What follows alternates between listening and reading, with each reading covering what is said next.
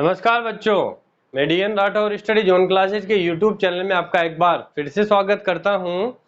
आप सब अपने अपने घरों में कुशल मंगल होंगे, यही मेरी आशा है। जैसा कि आप जानते हैं, लास्ट क्लासेज में अपन ने इलेक्ट्रोमैग्नेटिज्म यानी कि विद्युत चुंबकत्व को पूरी तरीके से कंप्लीट कर लिया था, उसको पूरी तरीके से स्टडी कर लिया था। जो विद्युत चुंबकत्व था वो 3 पार्टों में डिवाइडेड था। उसका जो फर्स्ट पार्ट था वो था विद्युत धारा के चुंबकीय प्रभाव, दूसरा पार्ट था उसका चुंबकत्व एवं चुंबकीय पदार्थों के गुण, और तीसरा जो पार्ट था वो था विद्युत चुंबकीय प्रेरण। इन तीनों चैप्टर्स को अपन ने कंप्लीटली पढ़ लिया था। जो आज हमारा चैप्टर रहेगा वो रहेगा धारा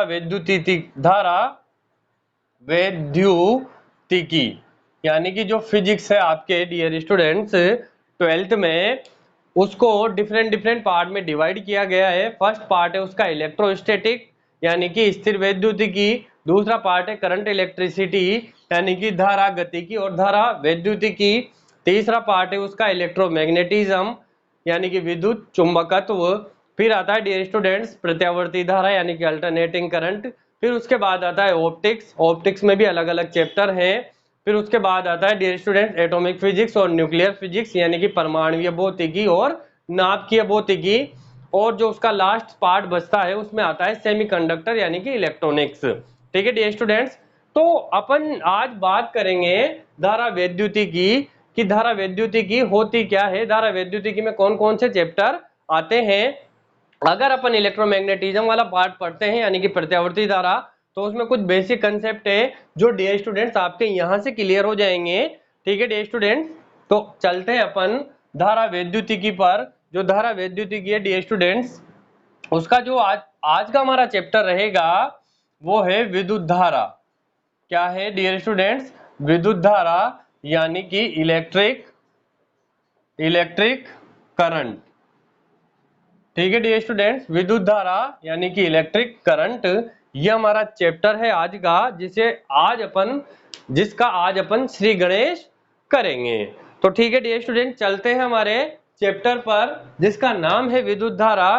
तो डियर स्टूडेंट्स, आप सब जानते होंगे कि इलेक्ट्रिक करंट, इसके बारे में आपने सुना भी होगा, आपने पढ़ा भी होगा पिछली क्लासेजों में, और आप ये भी जानते होंगे कि विद्युत धारा का हमारे दैनिक जीवन में कितना महत्व है। जितने भी इलेक्ट्रॉनिक डिवाइसेज हैं वह सब इसकी बदौलत ही काम करते हैं, इसकी बदौलत ही चलते हैं। यदि आज ये नहीं हो, प्रेजेंट टाइम पे यदि ये नहीं हो, तो हम एक अच्छे जीवन की कल्पना नहीं कर सकते हैं। जैसे कि थोड़ी देर यदि लाइट चली जाए तो अपना जीवन अस्त व्यस्त होने लग जाता है जब बहुत भयंकर गर्मी होती है।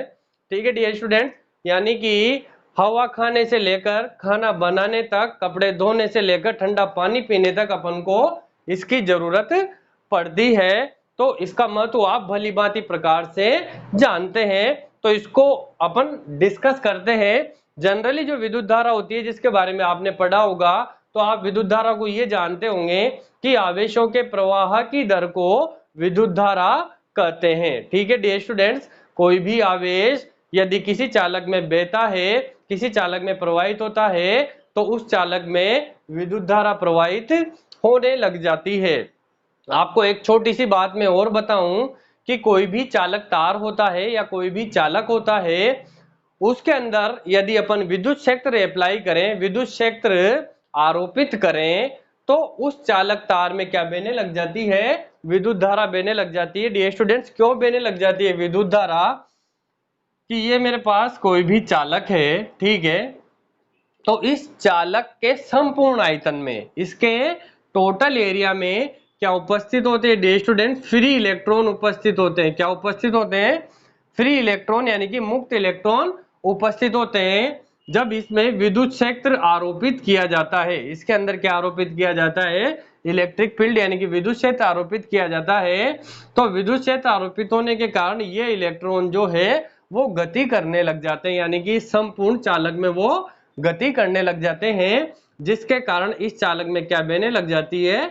धारा बहने लग जाती है। ठीक है, तो जनरली अपन यही बोलते हैं और सही भी है कि आवेशों के प्रवाह की दर को ही विद्युत धारा कहते हैं। जब मुक्त इलेक्ट्रॉन बहेंगे किसी चालक में, तो आवेश भी बहेगा, यानी कि आवेश का प्रवाह होगा, और यदि आवेश का प्रवाह होगा तो उस चालक में विद्युत धारा प्रवाहित होने लग जाती है।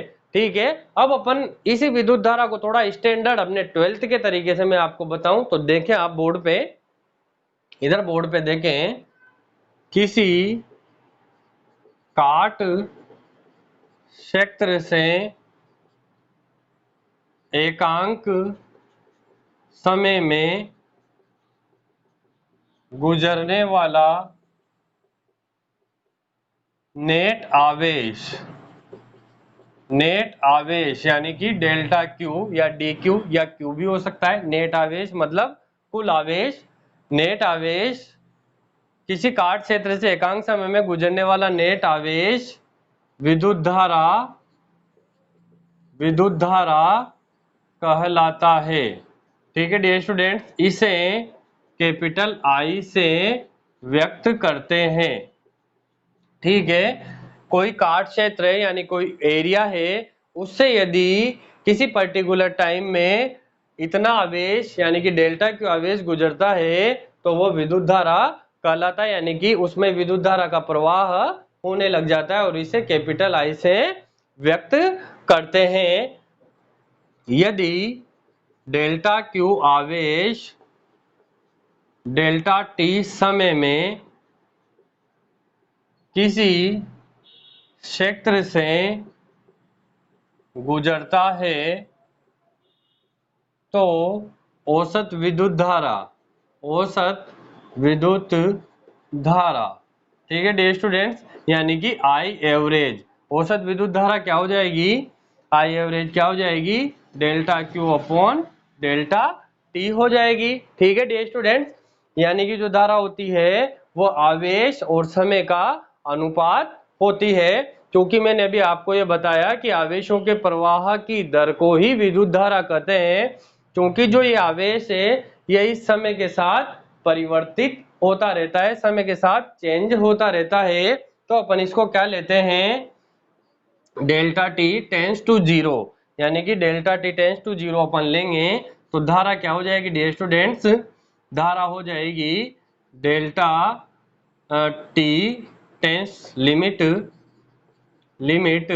Delta T tends to zero delta Q upon delta T. तो इसको अपन लिखते हैं, जब अपन limit delta T tends to zero ले लेते हैं तो अपन इसको लिखते हैं फिर D Q by D T. ठीक है डियर स्टूडेंट्स, मैंने पिछली क्लासों में भी आपको बताया है कि डेल्टा हो, डी हो या फिर डेल हो, ये तीनों स्मॉल यानी कि छोटी क्वांटिटी को व्यक्त करते हैं, स्मॉल क्वांटिटी को रिप्रेजेंट करते हैं। तो विद्युत धारा क्या आ गई अपने पास, D Q by D T आ गई। तो यहां से विद्युत धारा की एक और परिभाषा क्या हो जाएगी कि आवेश और समय के अनुपात को ही विद्युत धारा कहते हैं। ठीक है, ध्यान से सुने डियर स्टूडेंट्स, आवेश और समय के अनुपात को ही विद्युत धारा कहते हैं। तीन डेफिनेशन होगी डियर स्टूडेंट्स, आवेशों के प्रवाह की दर एक ये वाली, और आवेश और समय के अनुपात को ही विद्युत धारा कहते हैं। ठीक है, इसे कैपिटल आई से डिनोट करते हैं। अब आप ध्यान दें थोड़ा सा कि जो विद्युत धारा होती है वो एक अदिश राशि होती है। विद्युत धारा क्या होती है, अदिश राशि होती है, और इसका जो मात्रक होता है, इसका एसआई मात्रक, विद्युत धारा का एसआई मात्रक एम्पियर होता है। विद्युत धारा का एसआई मात्रक जो है, एसआई मात्रक वो होता है एम्पियर, ये जिसे अपन ए से व्यक्त करते हैं। ठीक है डियर स्टूडेंट्स, अब आप एक बात और ध्यान दें, मैंने आई बराबर लिखा है D Q upon D T, और धारा का मात्रक क्या होता है, एक एम्पियर होता है। धारा का मात्रक क्या होता है, एम्पियर होता है। आवेश का मात्रक आप सबको पता होगा क्या होता है, कूलाम होता है, और समय का मात्रक सेकंड होता है। यानी कि जो एक एम्पियर होता है वह एक कूलाम पर एक सेकंड के बराबर होता है।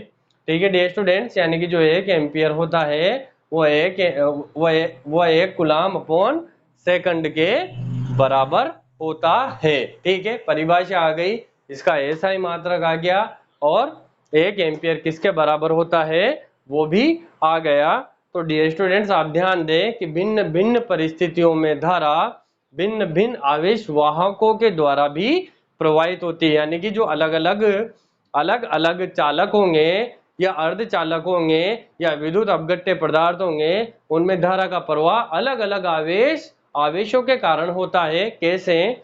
ध्यान दें आप, धात्विक जो चालक होते हैं यानी कि जितने भी चालक होते हैं, अधिकांश चालक उनमें धारा मुक्त इलेक्ट्रॉनों के प्रवाह के कारण होती है। जैसा कि मैंने भी आपको बताया था, जो चालक है उसमें धारा इन मुक्त इलेक्ट्रॉनों के प्रवाह के कारण उत्पन्न होती है। और जो विद्युत अपघट्य पदार्थ होते हैं यानी कि इलेक्ट्रोलाइटिक सॉल्यूशन, जैसे कि लेक्लांच सेल हो गया, डेनियल सेल हो गया, उनमें कुछ सॉल्यूशन यानी कि द्रव भरा रहता है, कुछ सॉल्यूशन भरा रहता है और उनमें 2 टर्मिनल लगे हुए होते हैं, उनके कारण ही विद्युत धारा का प्रवाह होता है। यानी कि कहने का मतलब यह है कि धात्विक चालकों में तो धारा मुक्त इलेक्ट्रॉनों के प्रवाह के कारण होती है, जबकि विद्युत अपघट्य पदार्थों में धारा धन व ऋण आयनों के कारण होती है, यानी कि पॉजिटिव और नेगेटिव आयंस के कारण होती है। तीसरी बात एक और इंपॉर्टेंट, जो अर्धचालक पदार्थ होते हैं यानी कि सेमीकंडक्टर, अर्धचालक पदार्थों में जो धारा होती है वह इलेक्ट्रॉन और होल्स के कारण प्रवाहित होती है। किसके कारण प्रवाहित होती है? इलेक्ट्रॉन व होल के कारण। जब अपन इसका इलेक्ट्रॉनिक्स वाला चैप्टर पढ़ेंगे यानी कि सेमीकंडक्टर, तो अपन इस पूरे सेमीकंडक्टर के बारे में स्टडी करेंगे। इन सेमीकंडक्टर यानी कि अर्धचालकों में धारा जो बहती है वह इलेक्ट्रॉन और होल्स के कारण बहती है।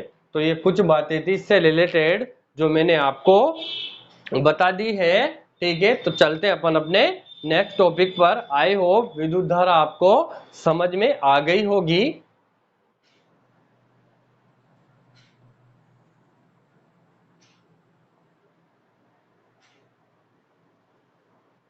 डियर स्टूडेंट्स, जो नेक्स्ट टॉपिक है अपना वो है धारा घनत्व। वो क्या है? धारा घनत्व यानी कि करंट डेंसिटी। क्या है वो? Current density. ठीक है डियर स्टूडेंट्स, धारा घनत्व यानी कि करंट डेंसिटी क्या होती है? देखो इधर एक छोटा सा डायग्राम में आपके सामने ड्रॉ कर देता हूं। ये धारा प्रवाह है यानी कि डेल्टा आई, ये कोई क्षेत्र है। ठीक है, इस पर मैं छोटे से अल्पांश डेल्टा एस की कल्पना करता हूं। और अभी मैंने आपको बताया डेल्टा आई बराबर delta Q upon delta T होता है। ठीक है डियर स्टूडेंट्स, यानी कि जो धारा घनत्व है, तो किसी क्षेत्र में धारा घनत्व को परिभाषित करने के लिए उस क्षेत्र में एक छोटे अल्पांश डेल्टा एस की कल्पना करते हैं जो इस धारा प्रवाह के अभिलंबवत है। यानी कि जो ये अल्पांश है ये इस धारा प्रवाह के क्या है? अभिलंबवत है। यदि क्षेत्रफल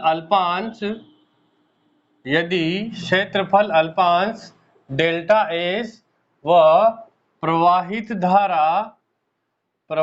धारा डेल्टा आई है, तो औसत धारा घनत्व। ठीक है डियर स्टूडेंट्स, और धारा घनत्व को कैपिटल जे से व्यक्त करते हैं। ध्यान रखना, धारा घनत्व को किससे व्यक्त करते हैं? कैपिटल जे से। तो औसत धारा घनत्व यानी कि जे एवरेज, एवरेज यानी कि औसत धारा घनत्व क्या हो जाएगा? Delta I upon delta S. और अभी मैंने आपको थोड़ी देर पहले बताया था, limit delta T tends to 0 हो तो धारा घनत्व क्या हो जाएगा dear students? Limit delta T tends to 0 delta I upon delta S बराबर D I upon D S हो जाएगा। ठीक है डियर स्टूडेंट्स, तो यहां से इसकी एक और परिभाषा क्या आएगी धारा घनत्व की? यदि आपको नोट करनी हो तो आप धारा घनत्व को ऐसे भी लिख सकते हैं कि विद्युत धारा और क्षेत्रफल अल्पांश के अनुपात को ही धारा घनत्व कहते हैं। विद्युत धारा और क्षेत्रफल अल्पांश के अनुपात को ही धारा घनत्व कहते हैं।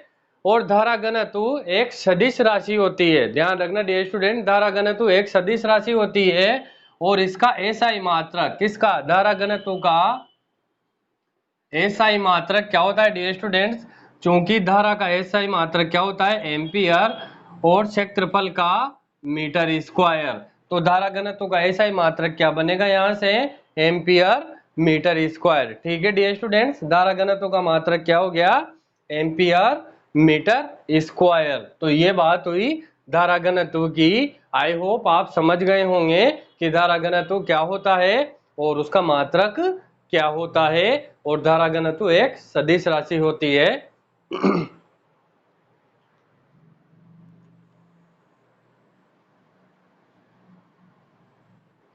ठीक है डियर स्टूडेंट्स, अब चलते हैं अपन अपने नेक्स्ट टॉपिक पर, जिसका नाम है धात्विक चालकों में आवेश का प्रवाह। धात्विक चालकों में आवेश का प्रवाह या विद्युत आवेश का प्रवाह। ठीक है डियर स्टूडेंट्स, तो इसमें ध्यान से सुनना आप। मैंने जब टॉपिक स्टार्ट किया था तब मैंने आपको बताया था कि कोई भी धातु होती है, ये जैसे कोई भी धातु है, ये कोई भी धात्विक चालक पदार्थ है। ठीक है, कोई भी धातु का चालक पदार्थ है, इसके अंदर क्या उपस्थित होते हैं, मुक्त इलेक्ट्रॉन उपस्थित होते हैं। क्या उपस्थित होते हैं, मुक्त इलेक्ट्रॉन उपस्थित होते हैं। तो ध्यान देना आप, धात्विक चालकों के परमाणुओं में नाभिक तथा उसके संयोजी इलेक्ट्रॉनों के मध्य लगने वाला आकर्षण बल अत्यंत कमजोर होता है, अत्यंत क्षीण होता है और अत्यंत दुर्बल होता है, जिसके कारण ये संयोजी इलेक्ट्रॉन परमाणु से बंधित अवस्था में नहीं रहते हैं। वो संयोजी इलेक्ट्रॉन क्या है, परमाणु से बंधे हुए नहीं रहते हैं। क्यों बंधे हुए नहीं रहते हैं, क्योंकि संयोजी इलेक्ट्रॉनों और नाभिक के मध्य जो आकर्षण बल लगता है वो बहुत ही कमजोर होता है, बहुत ही कम होता है, जिसके कारण ये संयोजी इलेक्ट्रॉन परमाणुओं से बंधित ना होकर संपूर्ण धातु में घूमने के लिए स्वतंत्र होते हैं। ऐसे संयोजी इलेक्ट्रॉनों को मुक्त इलेक्ट्रॉन या चालन इलेक्ट्रॉन कहते हैं। ठीक है डियर स्टूडेंट, ध्यान रखना, ऐसे इलेक्ट्रॉनों को ही मुक्त इलेक्ट्रॉन या चालन इलेक्ट्रॉन कहते हैं, और धातुओं के अंदर ऐसे इलेक्ट्रॉनों की संख्या बहुत अधिक होती है। ठीक है, यहां तक क्लियर हो गया, धातुओं के अंदर ऐसे इलेक्ट्रॉनों की संख्या बहुत ज्यादा होती है। जब धात्विक चालक पर विद्युत क्षेत्र जब धात्विक चालक पर विद्युत क्षेत्र आरोपित किया जाता है, तो प्रत्येक मुक्त इलेक्ट्रॉन पर इस विद्युत क्षेत्र के विपरीत दिशा में, प्रत्येक मुक्त इलेक्ट्रॉन पर इस विद्युत क्षेत्र के विपरीत दिशा में एक विद्युत बल कार्य करता है, जिसका मान कितना होता है, F बराबर माइनस ई होता है। कितना होता है डियर स्टूडेंट्स, जब विद्युत क्षेत्र इस धात्विक चालक पर आरोपित होता है तो प्रत्येक मुक्त इलेक्ट्रॉनों पर इस विद्युत क्षेत्र के विपरीत दिशा में एक बल कार्य करता है, जिसका मान F बराबर माइनस ई होता है। इस बल के कारण ही ये मुक्त इलेक्ट्रॉन विद्युत क्षेत्र के विपरीत दिशा में गति करते हैं। विद्युत क्षेत्र के विपरीत दिशा में गति करते हैं। जैसे विद्युत क्षेत्र यदि इस दिशा में लगता है तो ये मुक्त इलेक्ट्रॉन इस दिशा में गति करेंगे, यानी कि जस्ट ऑपोजिट डायरेक्शन में गति करेंगे। और जब ये गति करने लगते हैं तो ये इलेक्ट्रॉन एक दूसरे से टकराने लग जाते हैं। ये इलेक्ट्रॉन क्या है, एक दूसरे से टकराने लग जाते हैं, अर्थात इनकी गति टेढ़े मेढ़े पथ में होती है। जब ये मुक्त इलेक्ट्रॉन गति करते हैं तो इनके गति करने से उस धात्विक चालक में आवेश का प्रवाह होता है। यानी कि कुल मिला के कहने का मतलब यह है कि धात्विक चालकों में आवेश का प्रवाह मुक्त इलेक्ट्रॉनों के गति करने के कारण होता है। एक बात ध्यान देने योग्य यह है यहाँ पर कि ये जो मुक्त इलेक्ट्रॉन है वो विद्युत क्षेत्र के विपरीत दिशा में गति करते हैं, जिसके कारण ही उस धात्विक चालक में आवेश का प्रवाह होता है। आई होप आपको समझ में आ गया होगा, इजी है एकदम।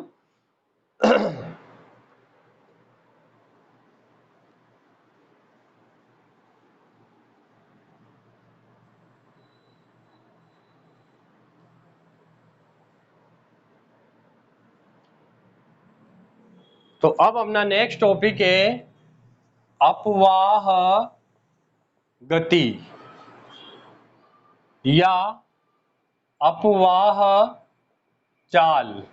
अपवाह गति भी बोल सकते हैं, अपवाह चाल भी बोल सकते हैं, अपवहन गति भी बोल सकते हैं, और इंग्लिश में इसको बोला जाता है ड्रिफ्ट वेलोसिटी। इंग्लिश में क्या बोलते हैं डियर स्टूडेंट?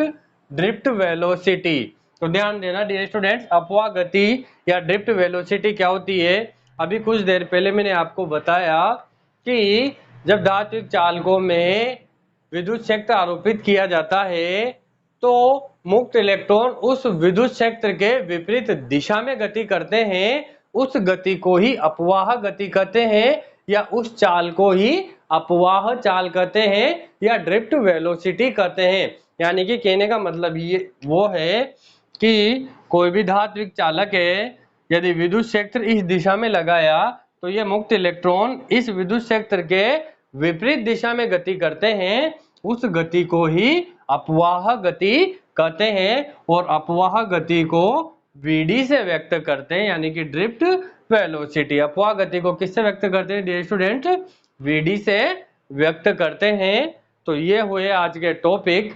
इसके आगे का जो रिमेनिंग पार्ट है वो अपन कल की ऑनलाइन क्लास में डिस्कस करेंगे। डियर स्टूडेंट, मैं पुनः दोहराना चाहूंगा, यदि आपको हमारे वीडियोस पसंद आ रहे हैं तो आप इन्हें जल्द से जल्द लाइक करें, शेयर करें, सब्सक्राइब करें और बेल आइकन को प्रेस करें, ताकि आपके पास जल्द से जल्द लेटेस्ट नोटिफिकेशन पहुंच सके और आप अपनी क्लास को कंटिन्यू कर सको। ठीक है डियर स्टूडेंट्स, मिलेंगे कल वापस स्टडी जोन क्लासेज के इसी ऑनलाइन प्लेटफॉर्म पर। तब तक के लिए मुझे दीजिए इजाजत। जय हिंद, जय भारत।